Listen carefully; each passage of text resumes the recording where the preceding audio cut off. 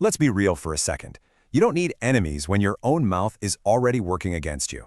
Everything you've been taught, that open communication is the key to everything, it's a lie. A total lie, designed to keep you predictable, readable, and frankly, weak. We're here to completely dismantle that programming. So, the very first step is to just accept this brutal truth. And look, this isn't about being a pessimist, it's about being a realist. The sooner you understand that the world doesn't play by fair rules, the sooner you can stop being a victim and start setting your own rules. This right here is the foundation of real power.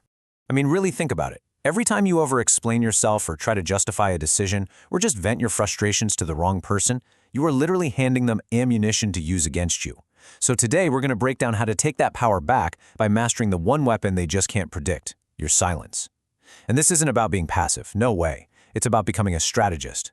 What you're looking at here are the two paths you can take. It's really that simple. On one side, you have the sheep. It bleats and reveals every single move, hoping that'll lead to fairness and understanding. And on the other side, you have the wolf. The wolf gets it. It knows that information is power, and whoever controls that information wins. Today, we're learning the way of the wolf. Okay, so our first law of power is all about mastering what you broadcast to the world. It's about getting this one crucial idea. Speaking less doesn't make you disappear. It actually makes you a kind of gravitational force that pulls information out of other people. Pay close attention to this, the explanation trap. Highly intelligent people fall for this one all the time. You think that if you can just perfectly lay out your logic, everyone will see how brilliant you are and they'll respect you for it. Wrong. What you're actually doing is you're seeking their approval, their validation, and that just bleeds your power away. So how do you counter that trap? With this tool right here, calculated opacity. It's not about being rude or difficult, it's about being strategic. When you give these minimal, short answers, you force other people to reveal their own thinking as they scramble to figure you out. You hold all the cards because you're an enigma. Just let that one sink in for a second. Every time you justify your choices, you are subconsciously admitting that the other person's opinion has the authority to judge you. A person with real power, their certainty doesn't need an explanation. Their actions are the only statement they need to make. Now, this is how you turn silence into an offensive weapon. Let's say you're in a negotiation or even a confrontation. Just pause. Create that vacuum. Human brains are absolutely wired to fill a void like that. And in the rush to break the tension, people will tell you everything. Their real fears, their hard limits, their true motives. You learn everything by saying absolutely nothing. All right, let's move on to our second law. If controlling information is step 1, then controlling your emotions is step 2. Because uncontrolled feelings, well, they're just open doors for manipulation.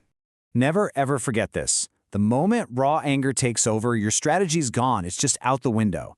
You might think you're showing strength by shouting or getting heated, but what you're really doing is giving your opponent a live demonstration of exactly which buttons they need to press to control you anytime they want. And this isn't just a feeling, This is a biological vulnerability. The strategic part of your brain, your prefrontal cortex, it literally shuts down. And that person who's provoking you, in that moment, they're not just an enemy. They've become an interrogator, and you are willingly giving them everything they need to hurt you later. The antidote to all this is what we call emotional immunity. And trust me, this is a superpower. It's not about not feeling the anger or the frustration or the hurt. Of course you feel it, but you process it internally. You go cold. You observe. You respond not with a knee-jerk reaction, but with a calculated, strategic move. You become untouchable. Now, this also applies to something we could call the sympathy trap. A manipulator will pretend to be vulnerable just to make you feel safe, to encourage you to share your own struggles. But that feeling of connection, it's temporary. The intelligence they gather from your secrets, however, that's permanent leverage they will absolutely use against you. Always remember this. Your words are just vibrations in the air until they enter someone else's ears. You have to choose your audience with extreme prejudice. Your private life, your deepest insecurities, these things are treasures. Stop handing them out to just anybody. All right, on to our third and final law. Once you can control your information and you can control your emotions, you have to control the broadcast of your actions. You have to learn to build your empire in total silence. This is what you might call the victory parade trap. The ego just craves recognition, right? So when you have a great idea or you achieve something, you want to tell everybody.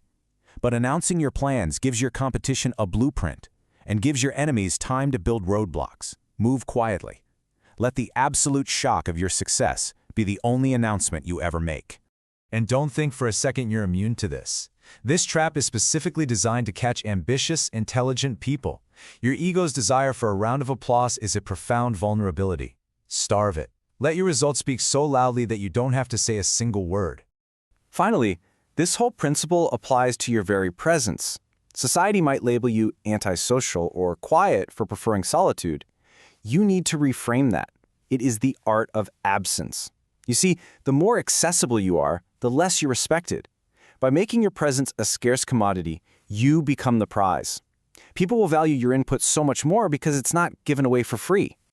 So, there you have it. You have the laws. You have the tools. The world desperately wants you to be a loud, reactive, open book.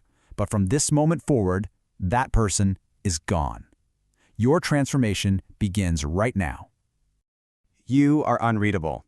You no longer explain yourself to people who are unworthy of an explanation. Your motives are your own. Let them guess. They will never, ever know for sure.